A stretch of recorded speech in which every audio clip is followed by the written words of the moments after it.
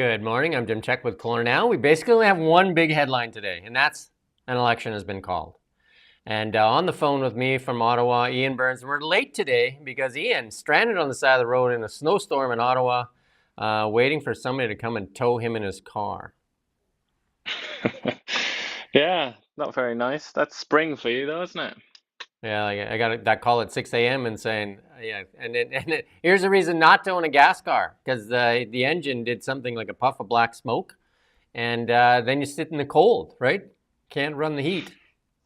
Yeah, no, I was envious of the EVs that went past me, put it that way. But the big news, though, obviously, this is the kind of like news that we were kind of expecting, but it finally has happened. Mark Carney has called the election, and the election date is, I'll let you do the honors. April 28th.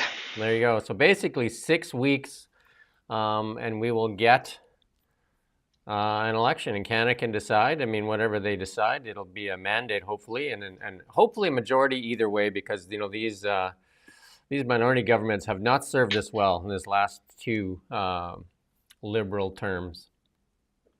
Yeah, and I mean, looking at the polls, I mean, it has looked very good for the Liberals lately, but it doesn't really look like sort of majority territory, not particularly. So, I mean, it's a very realistic prospect, I would say. I know that people probably don't want to even think about this, but it's a very realistic outcome that we'll have another minority government. And I almost feel if that happens, there should be a national conversation of like maybe should we just have another election straight away? Because there's no way we can function, that this country can function at this time of crisis for 4 years with a minority government. I mean, they are inherently dysfunctional. So Yeah. I mean, that's potentially another crisis for another day, but it doesn't look good right now. We got lots to talk about in the election, though. We got our Mark Carney teamed up with Canadian or of Canadian fame, I should say. He's now an American citizen of Canadian fame. Mike Myers, and here we're going to run this his ad here that's been put out everywhere. Let's go. Mr. Prime Minister, Mike Myers, what are you doing here? I just thought I'd come up and check on things. You live in the States, Yeah, but I'll always be Canadian. but you live in the States. Yeah, so? Do you remember Mr. Dressup? The children's show on CBC? What were the names of Mr. Dressup's two puppet friends? Casey and Finnegan? Bud, Spud? Howie, Meeker? capital Saskatchewan. Regina? Tragically, Pip? you're a defenseman defending a 2-on-1. What do? Take away the pass, obviously. What are the two seasons in Toronto? Winter and construction? Wow, you really are Canadian. Yeah. But let me ask you, Mr. Prime Minister, will there always be a Canada? There will always be a Canada. All right, elbows up. Elbows up.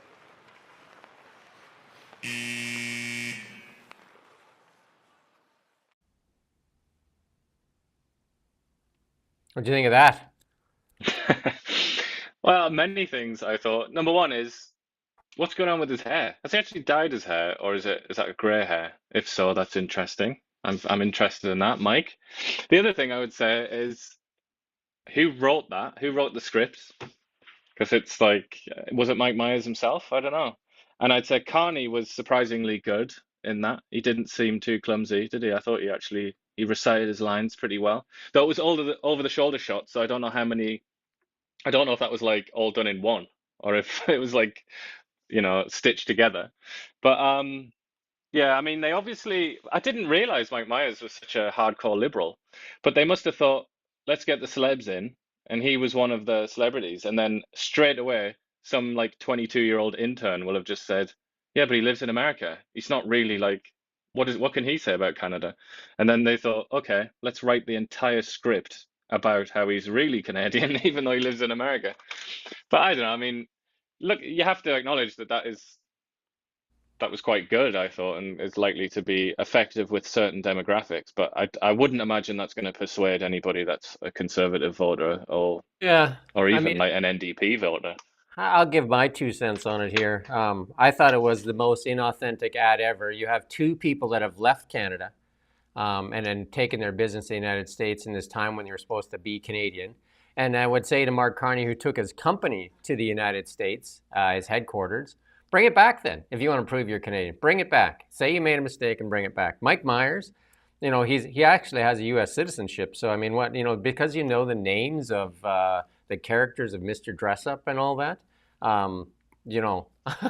that doesn't prove you're Canadian. How about some of the people that have, they've been on cattle drives, that have been on oil rigs, and like the people that have been here for the last 10 years and haven't abandoned Canada. Both of them have abandoned Canada for better riches elsewhere. And it seems like the two most inauthentic people talking about what makes you a Canadian. It just does not resonate with me at all. Yeah, I think, and that's been the primary criticism, hasn't it? And they obviously tried to bat that aside. That's what the whole skit is about, isn't it? Is trying to Yeah.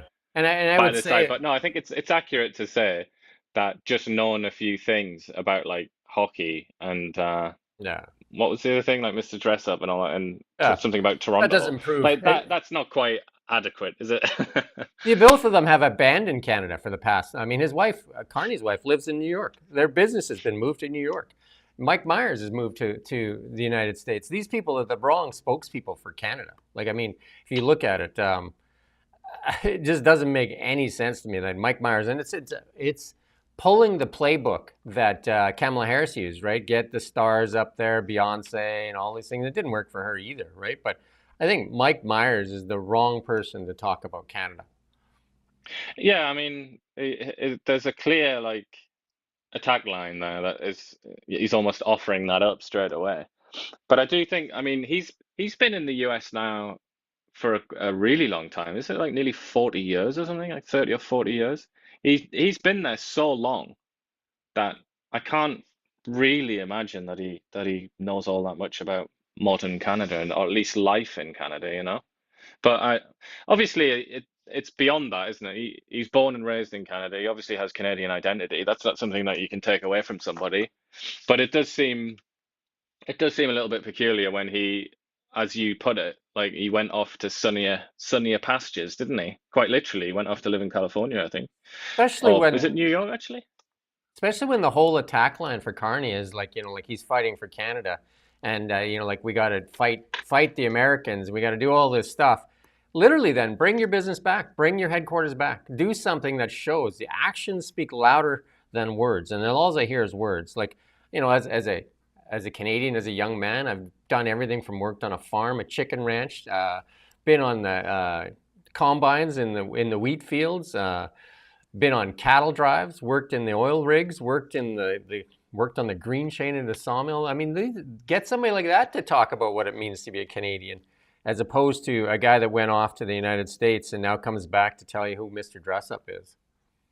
Well, unfortunately, it's almost like a curse, isn't it? People that become celebrities in Canada so often just bugger off to America, don't they? If you Yeah. just think about all of Canada's most famous people, like Justin Bieber and all, like Mike Myers would be an example. They basically all live in America. Although I do think Ryan Reynolds still lives in Vancouver, doesn't he? Some part of the year at least. So maybe he's the exception. Well, there you go. Get Ryan Reynolds in.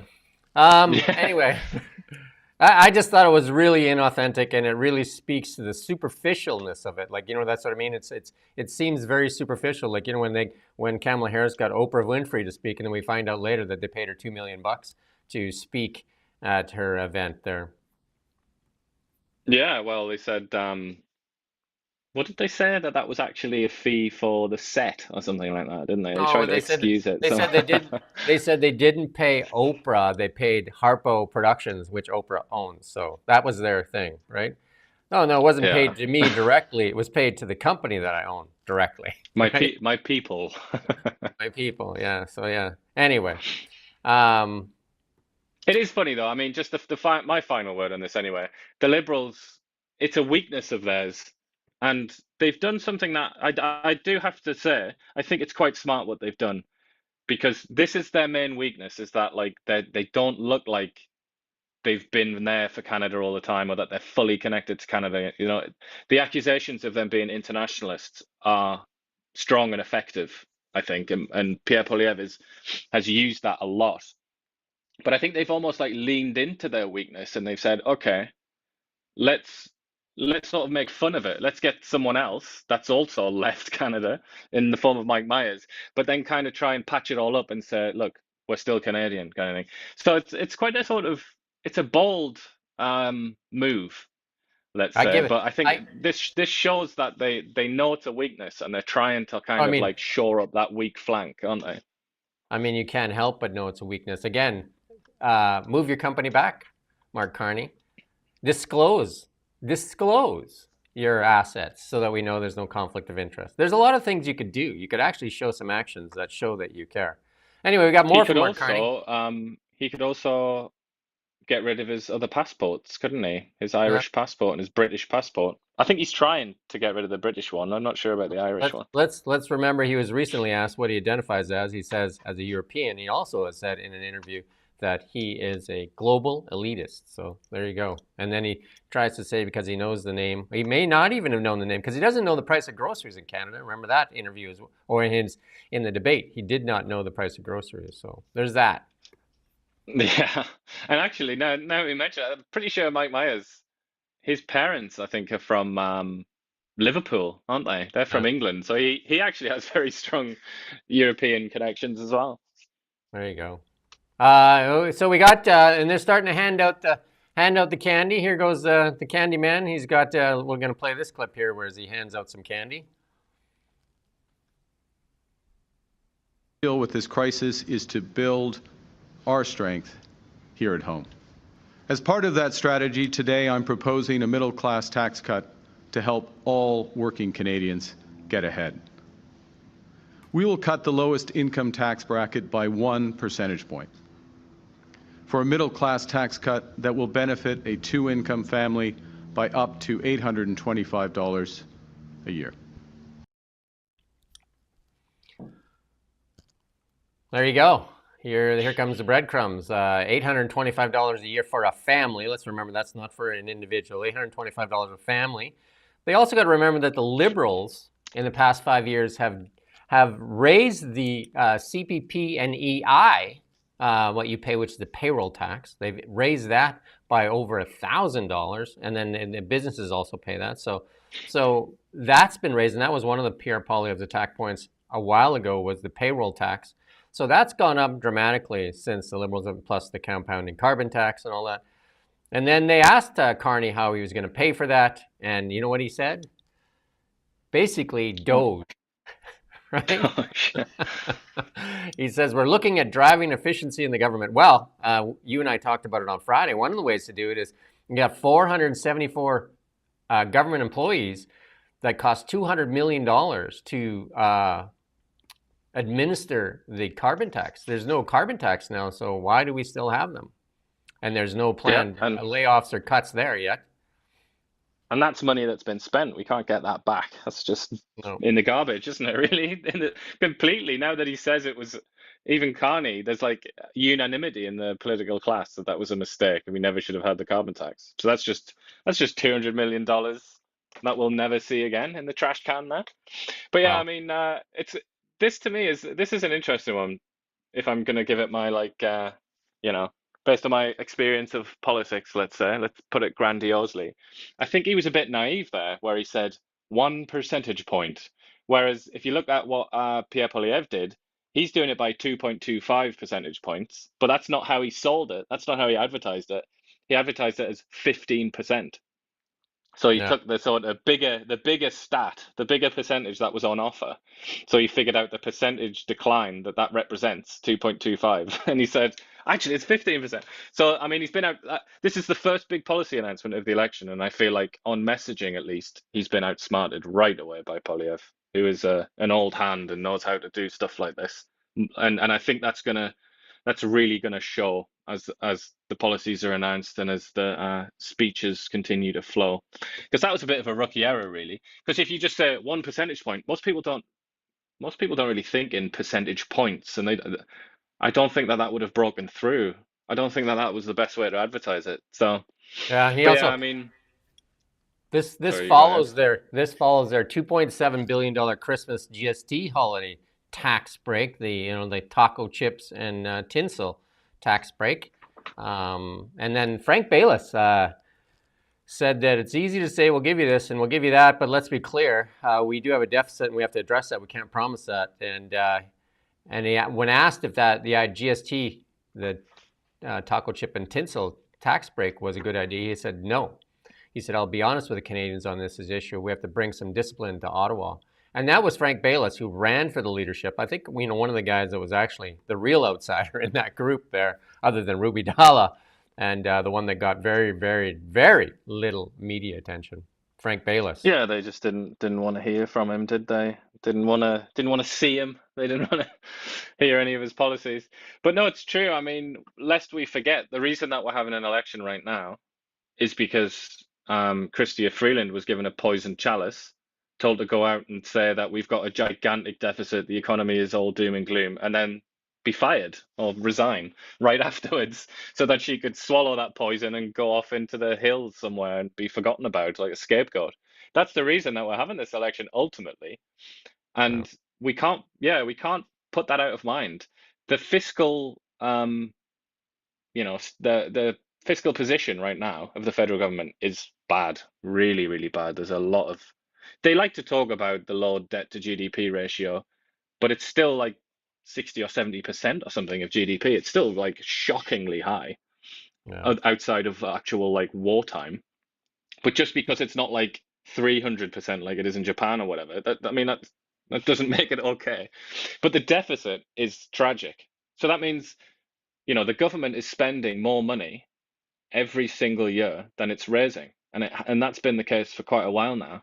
So where's this money going to come from? It is very important to have a sort of a strong fiscal position, and we don't. So yeah, I mean, that's something that Mark Carney's going to have to explain, especially when the whole Liberal attack line against Pierre Poilievre is he's going to cut everything.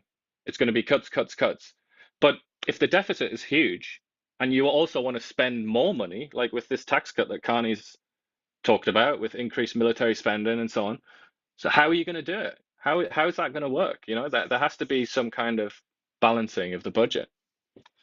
Well, Mark Carney has said that basically he's saying that they're going to spend less as a government. So basically his version of Doge, copying the Elon Musk model, I guess. And he said that in itself will create room. But, like you just said, don't the Liberals always say, oh, if you vote in the Conservatives, they're going to cut, cut, cut? And isn't that what he's saying? He's going to cut. So it's kind of odd, no? But we gave Mark Carney some time. So let's play this clip of Pierre Poilievre doubling up there and saying he's going to cut income taxes by 15%. Go ahead and play that clip, Rommel. A father and a son sitting in a park on a bench, and the son said, "Dad, what is an income tax form?" And the father looked at him and said, "Well, son, it's the opposite of your report card. The better you do, the more you get punished." It's the fine you pay for the crime of working hard. And that's on top of all the other taxes you pay. There's the GST and PST and HST, capital gains tax, the carbon tax on top of the gas tax, property tax, payroll tax, tax on imports, tax on exports, sin tax. The list goes on. When you add it all up, Canadians spend more on tax than on food, clothing, and shelter combined. And after the lost Liberal decade, the government is taking more of your paycheck than ever before. Most of these Liberal tax hikes happened while Mark Carney was Justin Trudeau's economic advisor. Now Carney proposes billions of dollars of additional spending that will mean even higher taxes for you. Electing the Liberals to a fourth term will only make your tax bill go up. Today, as we kick off the election, I'm announcing that common sense Conservatives will cut income taxes by 15% for the average Canadian. The average Canadian earns $57,000. A couple, each making the average income, will save $1,800. The average worker will save $900. But because we'll cut the rate on the lowest income bracket, everyone who pays income tax will pay less of it. As a percentage. There you go. We gave Pierre about equal time with Mark Carney's two clips there. And there you go. He doubled up on it and like you said, framed it a little more impressively, I guess would be the word. Yeah, it was better salesmanship, I would say, and that's one of Carney's. In a way, it's kind of in like old-fashioned sense. If we were in a political science class or something like that, or public relations department or whatever, they would say, "All right, 1-0 to Polyev there." But this is quite an. There's one thing I would say about this. Like, we're in an interesting period where it's almost like Carney represents a kind of like anti-politics. So he makes a lot of these obvious mistakes, but in a sense, it's, the liberals must be thinking like, well, look at the polls. Like, obviously he's popular, and I think part of the popularity is that he is not what they call like a retail politician. He's not like a sort of salesman really, whereas Polyev really is. And I've mentioned this a few times, but Polyev's huge advantage in terms of his political experience might ultimately backfire somewhat. So we have to wait and see. But Polyev is doing things by the book. He's doing things like really as you should as a politician. He's getting everything right in the sort of old sense. But like I say, because of that anti-politics mood, I don't know. It could still backfire. But I mean, on the face of it, that did seem like a rookie error by our boy Carney. I would say that with Carney, it's very inauthentic because it speaks to elitism. Whereas, with Polyev, like people want to know what's in it for them. Really, at the end of the day, this is where the politicians are actually listening, right? We've seen for the past 10 years where they don't listen. You and I have tried to even get comments from them, on so many issues, and they don't want to listen, don't want to talk, and they seem tone deaf and told you that the recession or the economy was a vibe. Bill C-18 was to help independent journalists and all that stuff, but obviously that's not the case, right? Yeah, speaking of Chrystia Freeland, though, and my phone going off, we're having a quite the morning here. That'll be her, won't it? As usual, she likes to call Chrystia about Freeland this time. calling in and saying, "What's going on?" Where's my picture? Here's her picture right here. This is her campaign kickoff. This is Chrystia Freeland kicking off her campaign. Her and two guys standing in front of looks like a bus station or something like that. Yeah, or is it not the the train? Could be. Oh no, yeah. I think I don't know what it is. Some Toronto thing. Yeah, so there she goes, kicking off her campaign with her. Chrystia Freeland has lots to answer for. She was the finance minister, and the deputy prime minister in this carbon tax, which now they all say was a bad idea. And she even said that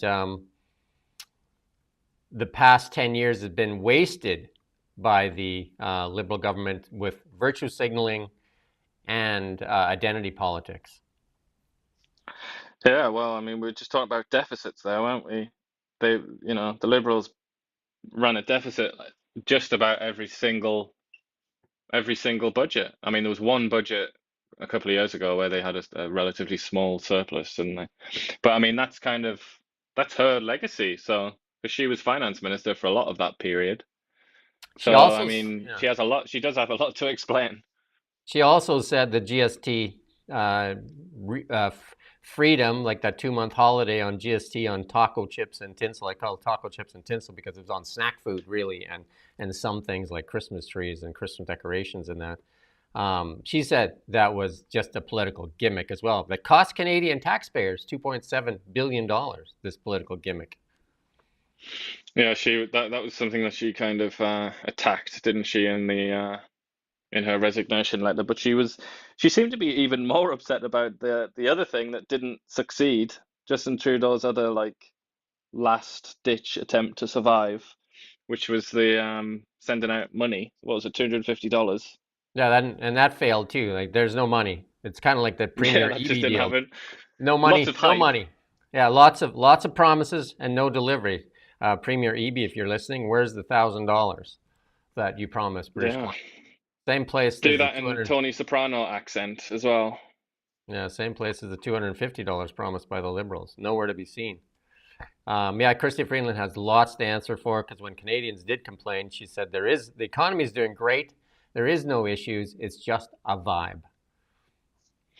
Yeah, and she did it in her uniquely, how do I express this? her uniquely bad, I'm just gonna say, political communication ability, which she tried to improve that, didn't she? And I think that's kind of why she was fired. That's what, she wasn't actually fired, but why Trudeau wanted to get rid of her is because he thought, this is what we read in the rumors, the rumor mongers. They say that he thought that she couldn't communicate very well, which is very obviously true in my opinion, because she struggles. She struggles to get points across, particularly when it relates to like normal people, not in her sort of elite set. Yeah, it's also the self-proclaimed feminist that like berated American voters for not voting for Kamala Harris also abandoned Chrystia Freeland in a favor of an old white guy, not even from Canada at the time. The irony is just too incredible to even talk about. Well, I mean, I don't know if we're actually going to do it specifically talk about it, but then you have the Nepean situation of turfing Chandra Arya. It was banned from taking part in the leadership race, and then kicked out of his constituency. And to make room for who? To make room for who? Indeed, to slot in the Carney man. Yeah, so they booted Chandra, took his money. I don't know, maybe he didn't have to give any money. Ruby gave money though, and then the global elitists from Europe, the European, took their spots. So there you go. It all depends on how you play it out, right? If I didn't raise my head here, if I didn't put my hand up for the leadership, then I would have survived. I'd still have a seat. Unless this was a long-running scheme, and that's why he ran for leader, because he wanted to kind of go out with a bang or something. I don't know, but it looks terrible. I'm very surprised that it's already been swallowed by the news machine. It's just gone. But I just think that's craziness. They just got rid of this guy, and then they were like, "All right, in you go, Mark. Slot you in there." Yeah, just like basically like ran over Chrystia Freeland and Karina Gold and Ruby Dalla, and then yeah, and we anyway, we could go on forever just about that. Obviously we got to give some time to our friend Jagmeet Singh. Let's play a little clip from our friend Jagmeet.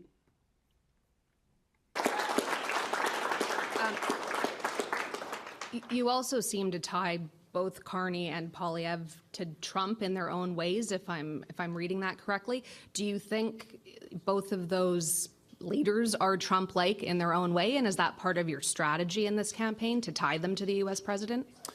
Well, let's be clear. Donald Trump has come out and endorsed Mark Carney. Elon Musk has endorsed Pierre Poilievre. I'm the only federal candidate that is 100% not endorsed by the Donald Trump administration.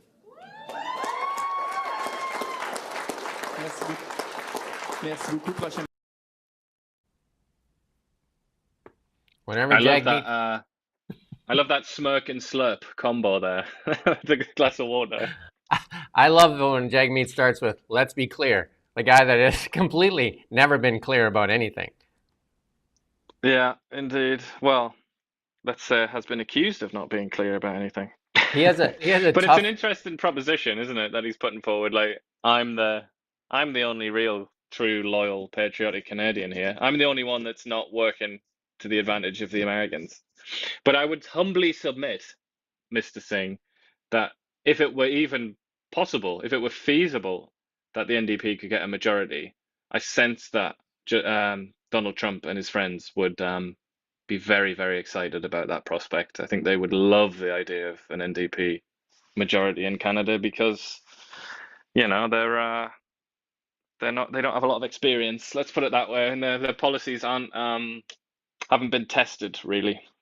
You know, under Jagmeet's leadership, the NDP have been able to say stuff that's completely ludicrous because they don't have the responsibility of actually holding government, so they can be as crazy as they want to be.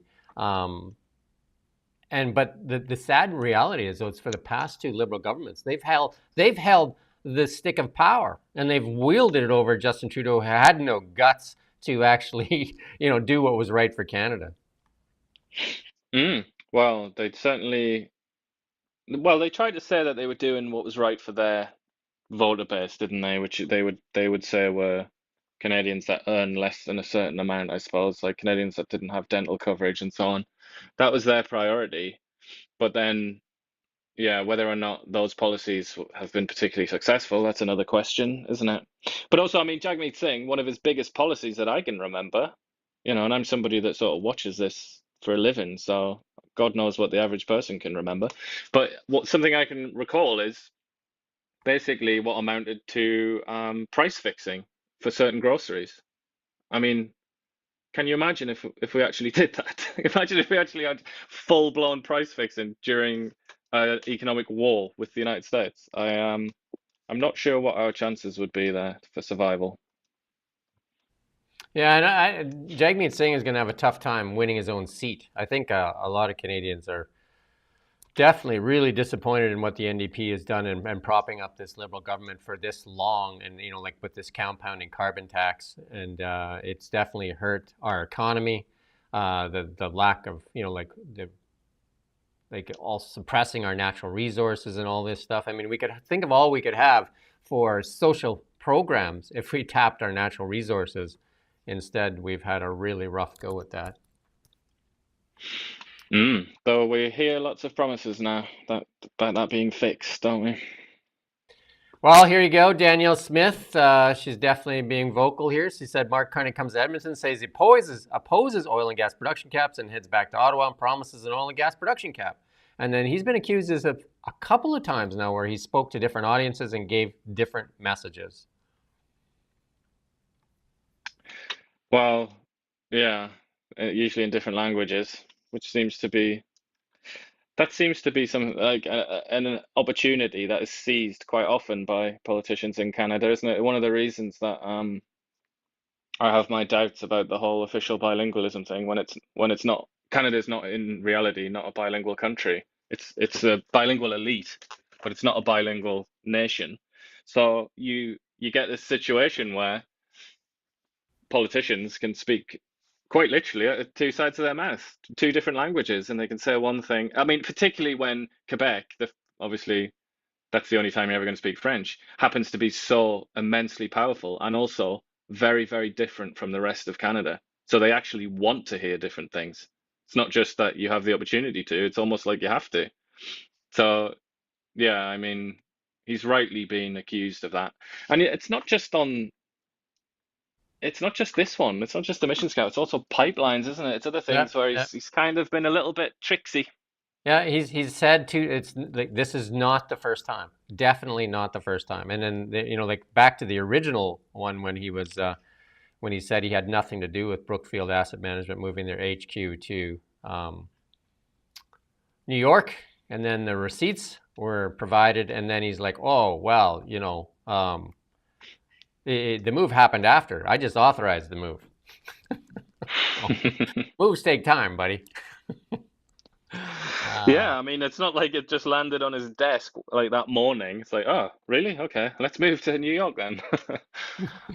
Yeah. So anyway, there you go. And then he held a speech here in Newfoundland, and they locked out more than 50 Newfoundlander fish harvesters outside, so they couldn't come in. And this is from Ashley Burke from CBC. Mark Carney, more than 50 Newfoundlanders, fish harvesters outside the Mark Carney's rally in St. John's. We could play the clip, but it doesn't do much. They're just all milling around and keeping them out. Police said they were told to move them outside. The front doors are being locked. Carney started his speech by saying he wants to acknowledge them and is here to listen. Hard to hear them when they're locked outside. It reminds me a little bit of when his predecessor, Justin Trudeau, came to West Kelowna and talked about how great independent media is, but we had to effectively sneak in to that press conference because they weren't going to tell us where it was because they don't like us.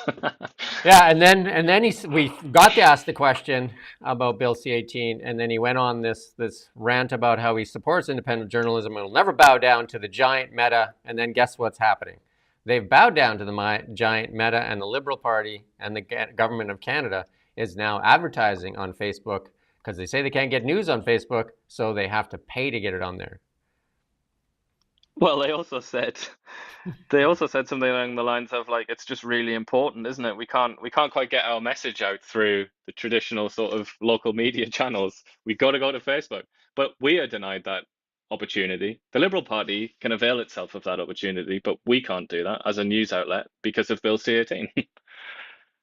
Yeah, no, it's almost like that movie sometimes, One Flew Over the Cuckoo's Nest, like how crazy it is. Like you're saying in his speech, the CBC reporter pointed it out. You're saying they're there and he's here to listen.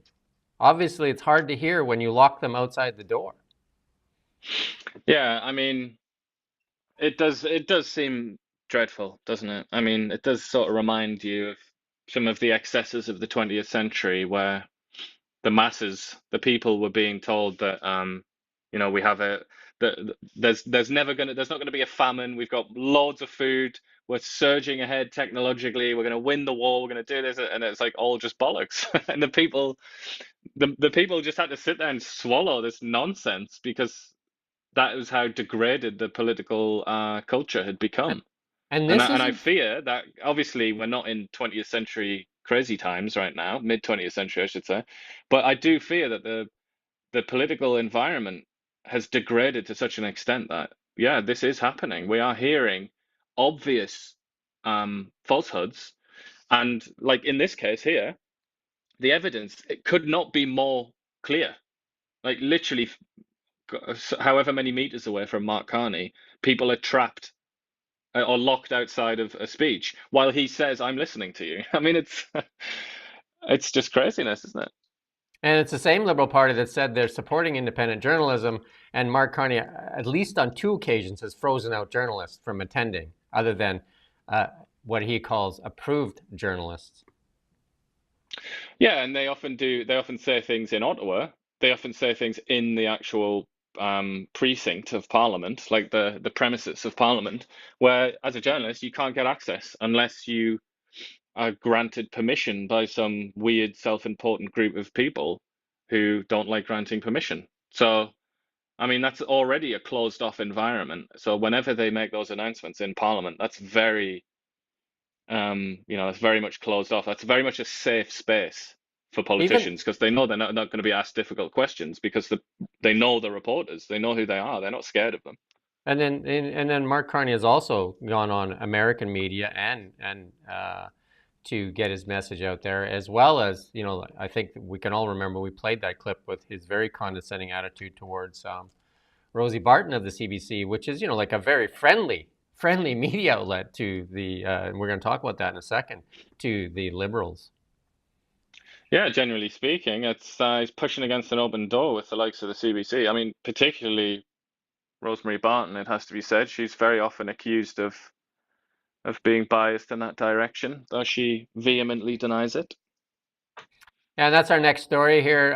This is the Holly Doan's Blacklock story. You can subscribe to their service. You can go to Blacklocks, and then it's about $314 a year. Well worth it. She digs out some of the best stuff, and that's what she does. She tries to hold government accountable.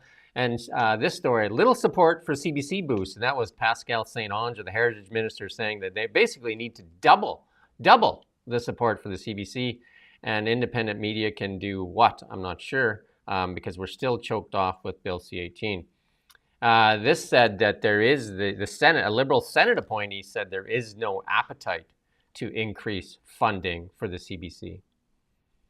A renewed CBC must continue to operate in roughly the same current budget and inflationary increase going forward. In a CBC report, and saying it's an essential service and all that. Parliamentary funding for the CBC last year totaled $1.4 billion, a record. Management has said that they need another $400 to $500 million in additional grants, according to the November 25th testimony by Catherine Tate. That's pretty big bonuses that Catherine's looking for, no? Although she's gone now, but seems to be a lot to ask. She needs to get a new apartment in Manhattan, probably, doesn't she? Well, they don't come cheap. Pascal St-Onge, not, like she heard that, I guess, and says, why stop at $400 to $500 million? Let's double it. Let's go to $2.8 billion. And she said that they also need to make CBC an essential service so Pierre Poilievre and the Conservatives can't defund the English-speaking part of it. But this report goes on to say the CBC needs to attend to complaints of its bias on an ongoing basis by having an external party conducting an annual review of public report on bias, wrote Cardoza. Management must stop being defensive on the issue of bias and protect and proactively identify its blind spots and how to address them. We need real data about the issue. And that, like that, they do say they're unbiased, but I mean, most Canadians would say they're completely biased. The reality is that every person and every institution, whether it's in the media or not, has biases. That's just a fact of the human existence. And to try and ignore that or deny that is just, on the face of it, is just ridiculous. It's just a completely stupid thing to attempt to do. But in the case of the CBC, it's particularly ridiculous, I think, because it's not like this is some obscure theory on like a sort of dark corner of the internet that like these people wearing tinfoil hats come together and say that the CBC is biased. Pretty much every conscious human being that I've ever spoken to with any knowledge whatsoever of the CBC acknowledges that it has a liberal bias with a lowercase l. They are liberals. Of course they are. Basically every journalist you've ever heard of is a liberal, lowercase l, liberal. And there's obviously a lot of crossover between lowercase and uppercase l's there. But I mean, that's the reality of the situation. So I agree with this senator here that like to try and be defensive and deny it is absurd on numerous levels. Yeah, and this is a Liberal senator as well, right? Liberal Senator Andrew. And he's a Cardoza. fan. Yeah, he's a fan of the CBC as well. Yeah, I mean, he's just saying, let's come to the reality of it. But like, like Pascal St. Onge, who is not running, as I haven't heard her say she's going to run because she had Anita Anand had said she wasn't going to run, but all of a sudden she's back in, running. So Pascal St. Onge, I haven't heard her say she's going to run. I don't know if there's somebody already named for her seat yet. She's not. Yeah, I think she's out. Yeah, so she left a big gift there when so did Trudeau, saying that they should double the funding for the CBC. That's a nice little boost for the CBC to help them make sure that the election goes the right way with that little carrot hanging over them there. Well, yeah, certainly. It's like, what do you want? Double your money or lose your pension and lose your job? It's going to be pretty easy for them to make the decision, isn't it? The CBC employees. But if you think about this too, just from a business perspective, just say you're running any business, you're running on a budget of $1.4 billion, which is a record. So you've been doing with less even prior to that. And then they come out and say, not only do you need this record amount next year, you need another $400 to $500 million. Like, look at that increase. Yeah, and then look at that got to increase. ask, where's that coming from as well? Well, the taxpayer. Given the discussion that we just had about the deficit, where's that coming from? Is that going to be loan? Are they going to get are they going to sell bonds to pay for this extravagance?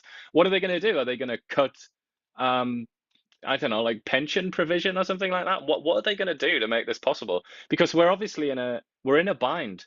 We've had deficits for like 9 of the last 10 years. Things are not great. A lot of debt. When you look at the GDP, debt to GDP ratio, they like to brag, but it's actually really ugly. It's a very ugly fiscal scene right now in Canada. So how is that going to be paid for? I mean, it's quite an extravagance, isn't it? When you think about the sort of things that aren't available in Canada. For example, a doctor when you need one. How can we afford this? Now, the other thing is that the CBC, the management, the executive, has been extremely ruthless with even its employees. Like, they took bonuses while they laid off people before Christmas. Like it's like it's definitely elitist, right? Like, instead of like making a sacrifice for the employees to make sure that there's more journalism out there and everything, they basically cut people so they could have bonuses. And then here they're asking for $400 to $500 million more money. And then Pascal St. Onge is like saying, well, we can even do better than that. But that's like a 35% increase in the budget. Like, most companies can't do, you know what I mean? Like, you can't have access to that just by saying you want it, right? And they also don't have, there's no way that you could measure their sort of success and say that it's increased by 35%. It's not like they have a 35% increase in ratings or whatever, a 35% increase in trust among the Canadian people or anything like that. I mean, well, they said it really themselves improved by that 35%. that their television audience is shrinking, that they're saying that it's basically dying, and that but they need the money for digital. And like Bill C-18 has basically blocked digital, like the free part of digital. So what are they going to do? Just like pump money into different platforms, as opposed to like independent journalists being choked off? Like basically they're funding our competition while having their knee in our throat. That's what we've gotten from the Liberals. There might be some bias here too, right? Because our business is basically at the mercy of this government right now. We've asked, how many times have we asked, Ian? How many times have we asked to speak to somebody? Oh dear me, I lost count probably last year. I would say it's too many times. Over 100 media outlets failed, I think, now since Bill C-18, and 3 more to fail here in May that said they're going to close down completely both digital and their publications here in the Lower Mainland. And there we go. Independent journalism continues to fade. Look at the stock chart of any media outlet that's publicly traded, and you'll see what I'm talking about. 10 years of basically media destruction and favor for a few. And the argument as well, it's interesting that you talk about this evolution, the digital evolution or whatever, innovation that they want at CBC. Because Holly Doan, Blacklock's publisher, she said to you twice, you've interviewed her twice, and she said it both times, that in effect, what the federal government or the Liberal Party's policies towards media, so to subsidize certain, like the biggest media outlets, what that in effect does is stifle innovation, because they just suck on the teat, the taxpayers' teat, and they don't evolve. They don't, because the necessity is not there. So they don't innovate and they don't develop and they don't look for new ways to, tell a story. So she was saying that they're kind of like dinosaurs being propped up, these like zombie companies, which, as you're mentioning the stock charts, yeah, that they are zombie stocks, aren't they? In a way, when you look at it on just in the sort of the brutal graph. They're basically the Walking Dead. You know what I mean? The amount of debt they're carrying basically is crippled them to the point where they're likely, unless they get continued bailouts, they're not going to make it, right? The government for media needs to get out of the way. Absolutely get out of the way and stop interfering with media. A free country does not have a government interfering in the media. Yeah, well, I think her argument is, we've seen this elsewhere in other parts of the economy, haven't we? Where like if the government comes in and props up part of the economy, like this happened in the whole Western world in the 1970s, where it was like the old ways didn't work anymore.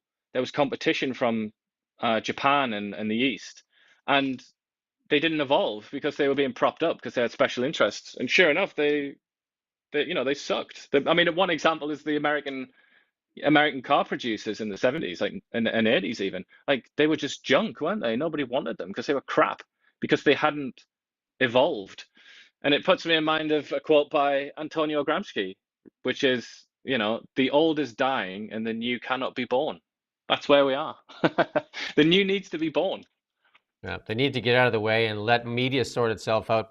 But they need, like, media should not be interfered with by the government. That's not a free independent media. And we're seeing, maybe that's why we've had 10 years of the Liberals, because we haven't had power accountable. Like, the reason the government one of the reasons the government prorogued itself was because of the Green Slush Fund, where they wouldn't reveal the documents. And that still hangs over the government. You know what I mean? Like, why don't they release those documents? They have been as opaque as possible.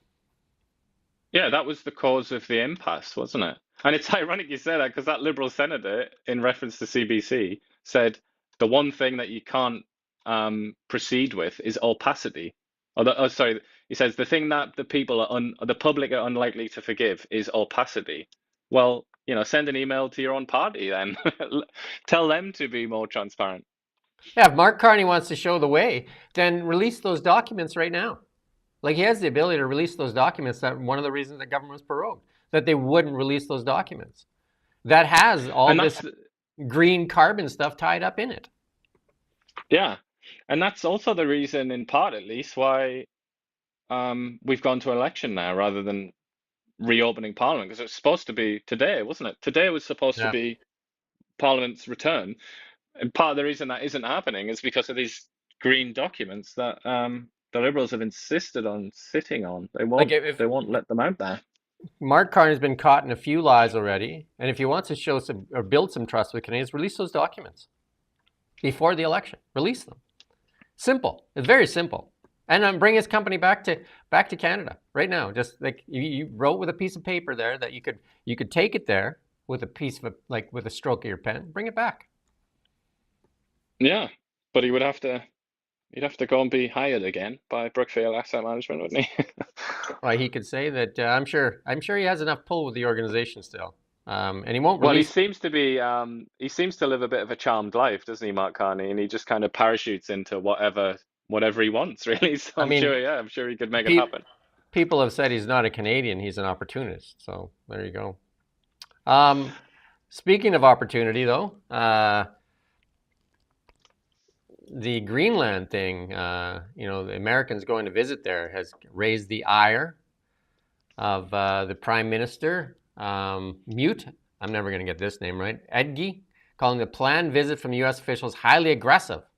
Donald Trump has made comments about taking over the semi-autonomous Danish territory. There you go. Both the wife of J.D. Vance and Mike Waltz, our U.S. National Security Advisor, are supposed to separately visit Greenland next week. I would be interested, talking about opacity and transparency, I would be interested in actually knowing what the plan is here from the Americans. Yeah. I do think it's for real. I think they do want Greenland because it's been wanted off and on by the American state for a century or something, probably even longer than that. It's a long-term strategic objective of the government of the United States. People like to pretend that this is just Trump being a moron, but it is actually something they've wanted for ages, and you can read about it. I mean, in the Second World War, they actually took control of it, didn't they, briefly? And potentially, talked about potentially having it then, but it just didn't work out. But I mean, yeah, I want to know how. Like, I want to know what's the actual real strategy, because just to upset people in Greenland and Denmark, that's not really going to work, is it? But it's similar with the Canada thing. Like, if your actual objective is to obtain Canada as a part of the United States, wouldn't you be nice to the people of Canada? Like, what? It just doesn't make sense to me because he's kind of annoyed. He's peed off everybody in Greenland. There's basically like 90% plus of the population seems to despise the Americans, doesn't want anything to do with them. It just seems like a funny way to go about it. So I actually want to know the plan, and that might be what we're going to learn now with the National Security Advisor going there. He might actually provide us with some details. And somehow I never got this image in here, but we do want to talk about MMA fighter Conor McGregor intentions to run as the president of Ireland. We don't have a graphic for you on that. We just put up the really big show graphic. So Irish fighter Conor McGregor said that he'll run for the president of Ireland in the upcoming election. This comes after his controversial visit to the White House, where he spoke to Donald Trump. McGregor also faces an investigation from the Irish Director of Public Prosecution for alleged incitement of hatred stemming from his social media activities of 2023. Yeah, he's written a few tweets. That was his social media of choice, I believe, was X. He wrote a few things that upset people. I mean, Ireland is, as people probably are aware, Ireland isn't a very big country. It's only about sort of 5 million people or something like that. And they've been taking in quite large numbers of migrants. Well, my big question, and they have a policy in Ireland of spreading them out around the country, because Dublin is like a really overheated economy, and particularly the housing market in Dublin, it's like impossible to get anywhere to live. So they spread them around, and I think they're putting these people from all over the world, like asylum seekers and whatnot. They're putting them in like really quiet, sort of quaint Irish villages and things like that, and you can imagine that that's not really going down very well. And I think McGregor likes to present himself as their defender. So the big question is, though, and this is the really big question in this, is because if Conor McGregor, because he's a very popular guy, like with the people, if Conor McGregor wins, where will Rosie O'Donnell go?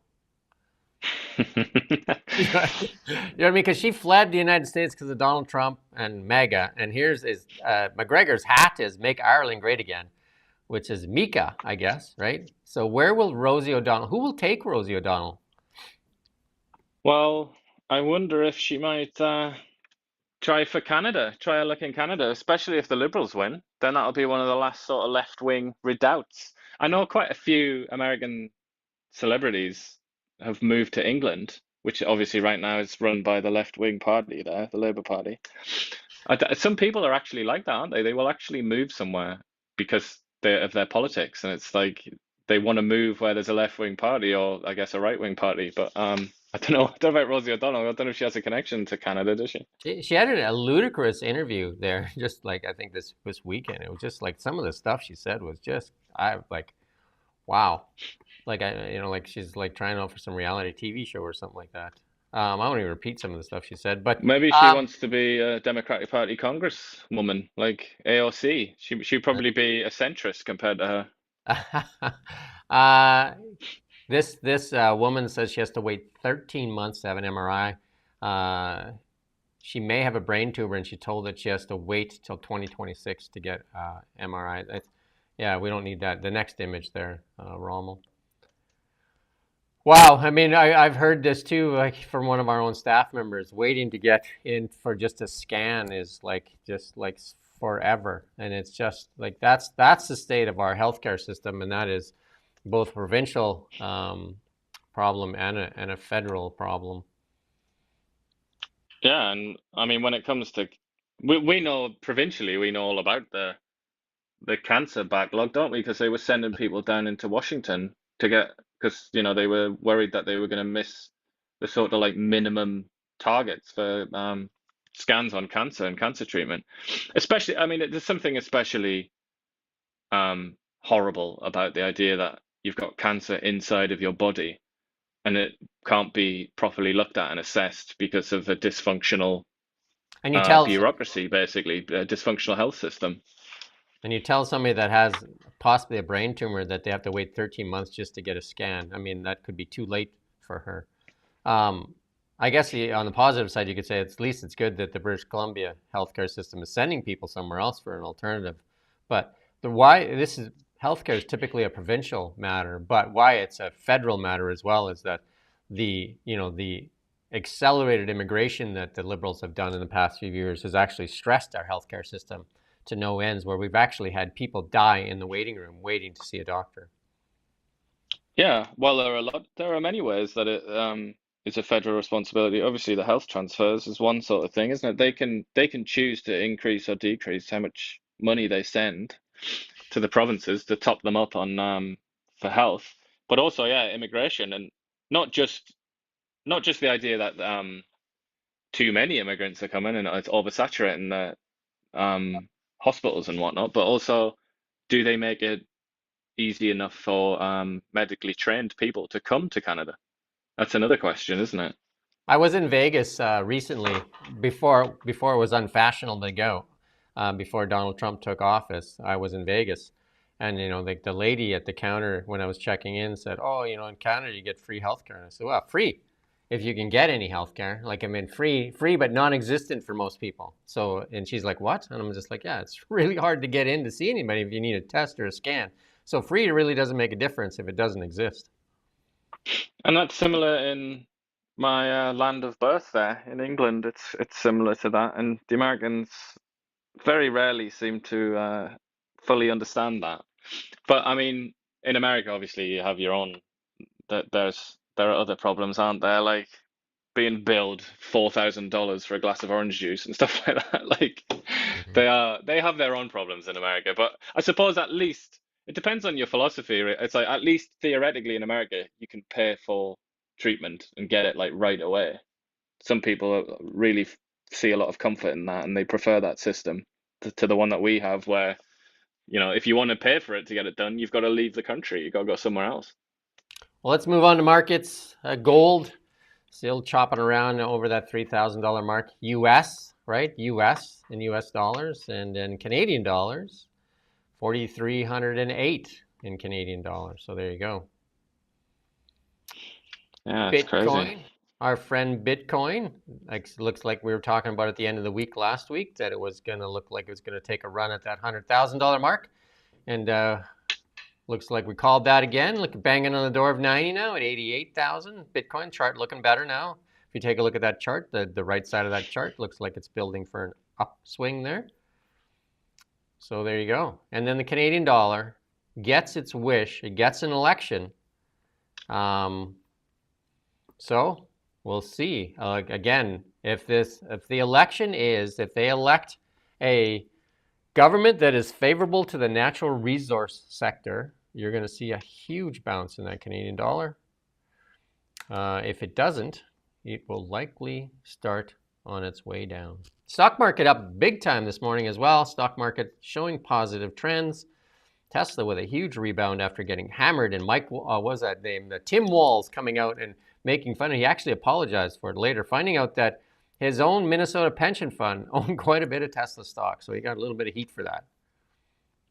I immediately thought that, like, but not necessarily that specific, but I immediately thought, like, there are people in your state who will be, their financial health will depend on Tesla doing well in the stock market, and you're up there like laughing about how it's declining.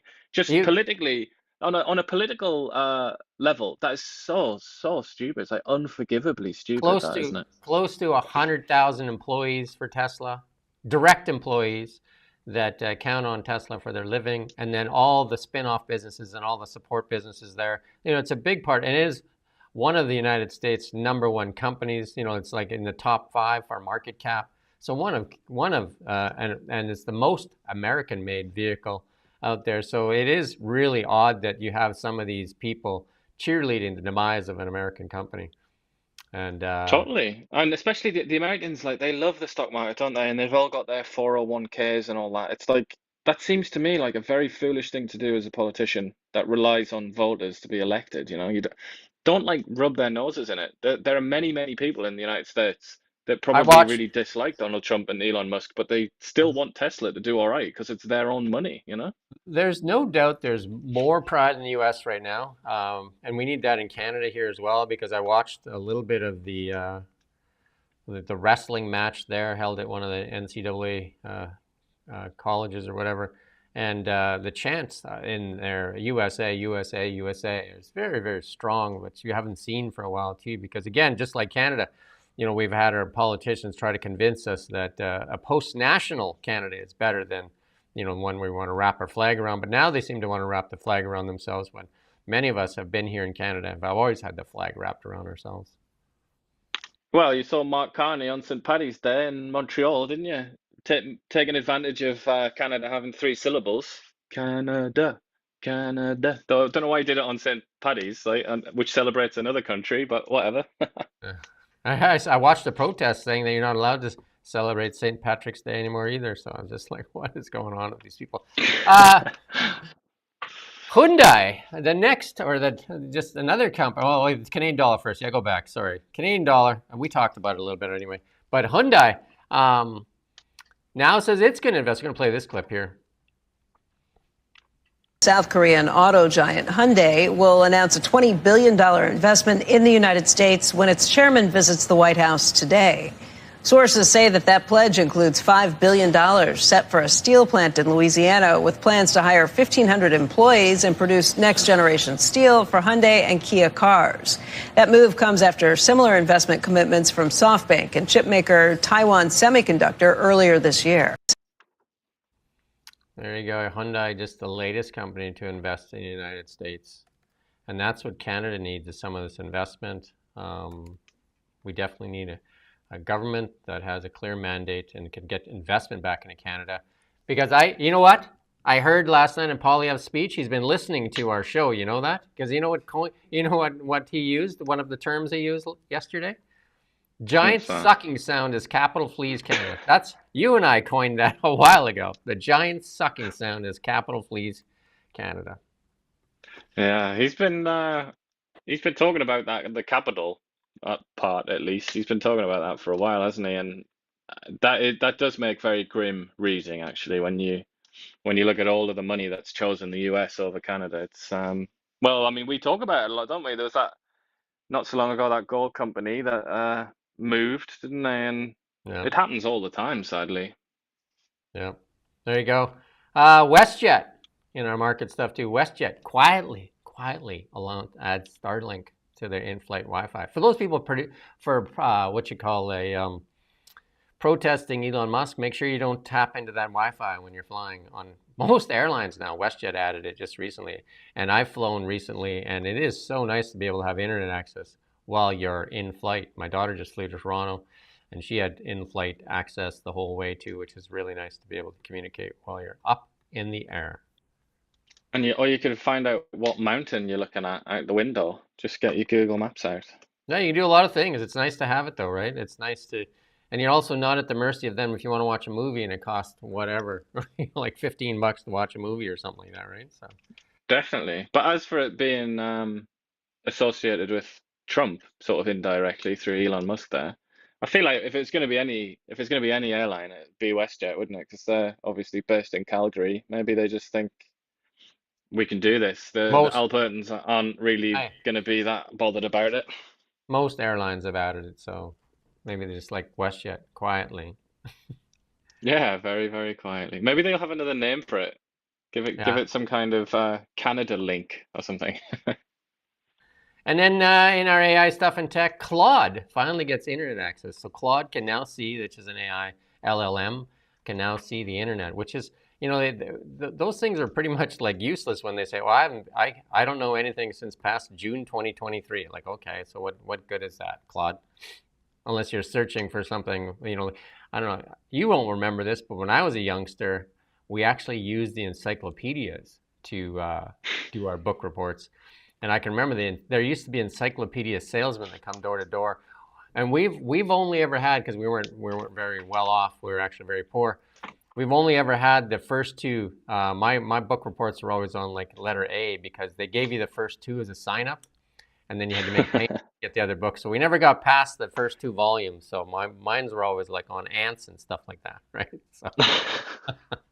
Well, I'll say not only do I remember encyclopedias from being a young lad, but I also remember when there was something wrong with me and my mother would go upstairs and get the gigantic medical book, the tome of like symptoms, and look through it to see what it was.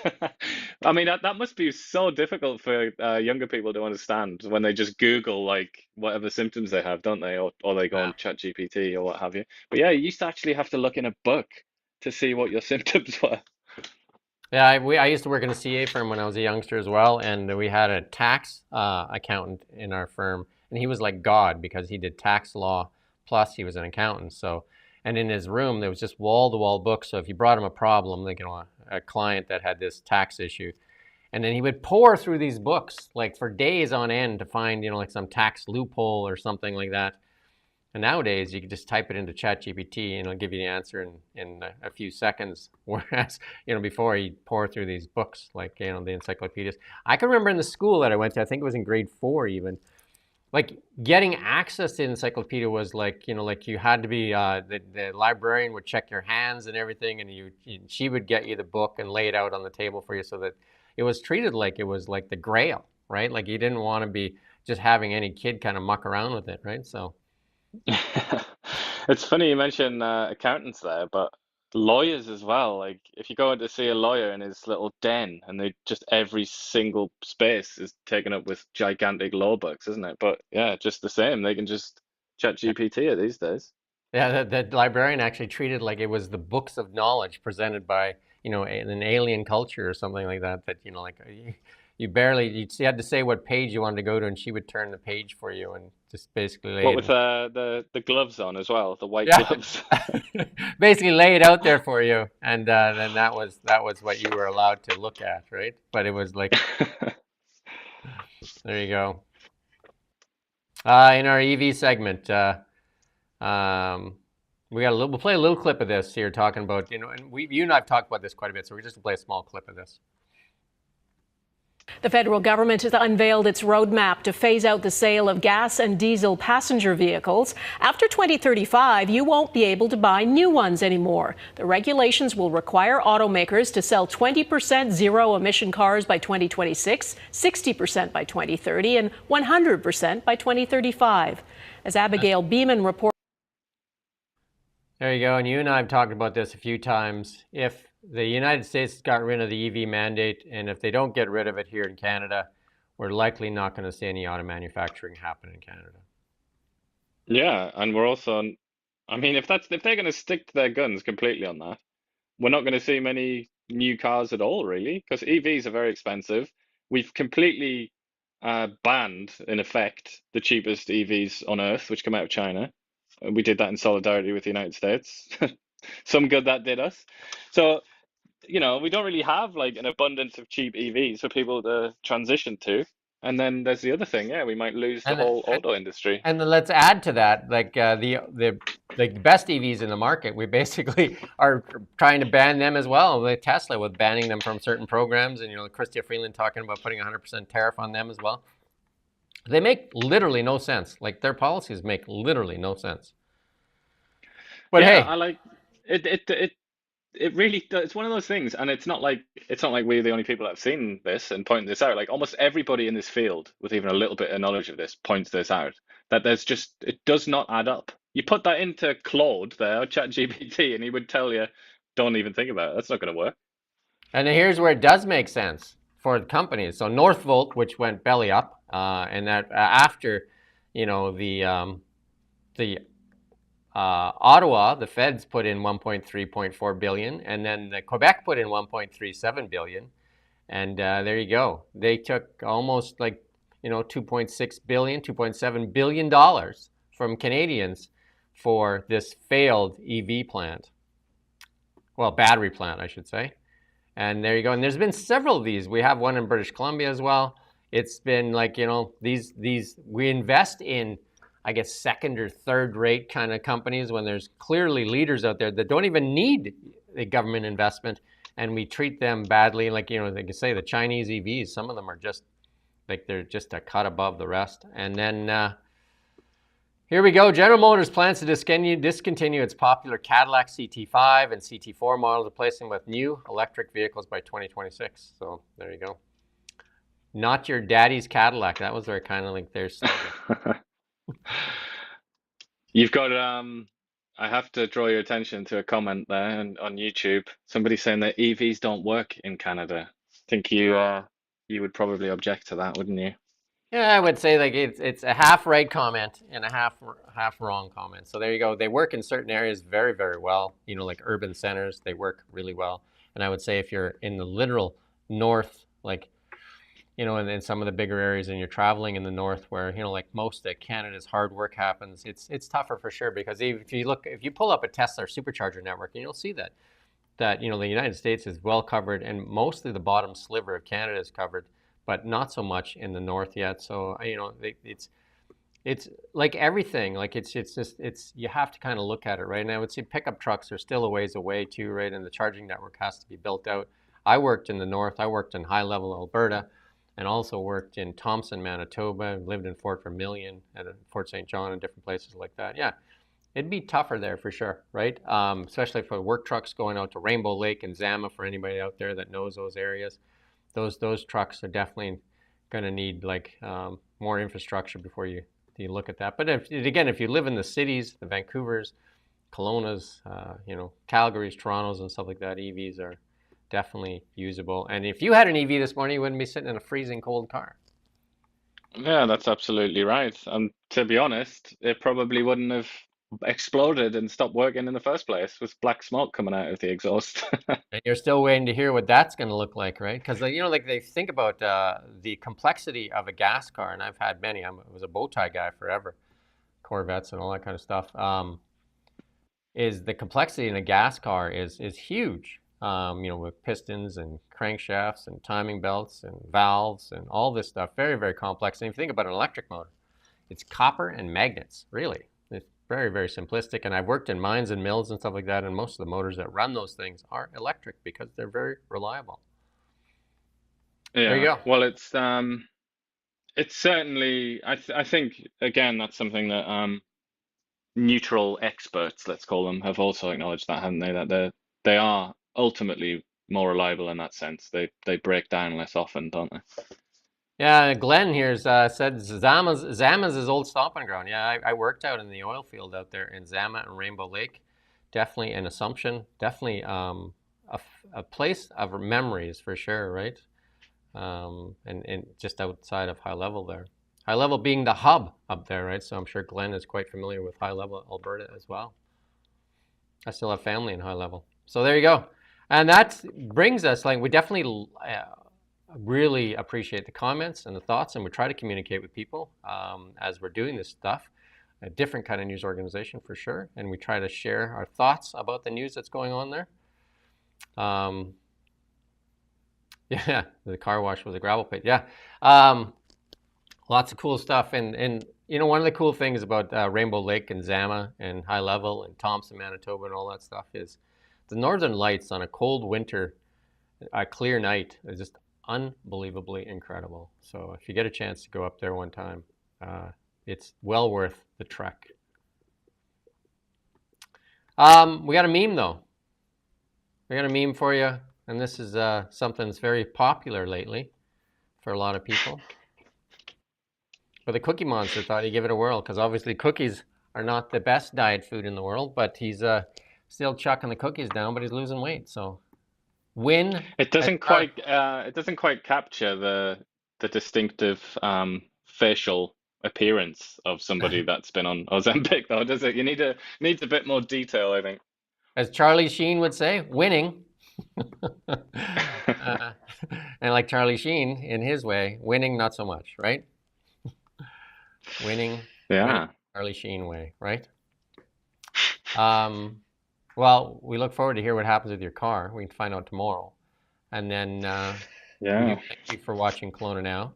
And the election, it's going to be heavily focused on the election till April 28th for sure. We're going to try and get interviews as well with anybody that will willing to talk to us. And Ruby Dalla said she was thinking about it, but I don't know. Ruby Dalla, she's still making memes out there, but too busy on the meme assembly line, isn't she? So, anyway, that's it for today. We do thank you for watching Kelowna Now. Share and like and do all those things. We really appreciate it if you share it, get more people involved, and we'll see you tomorrow morning.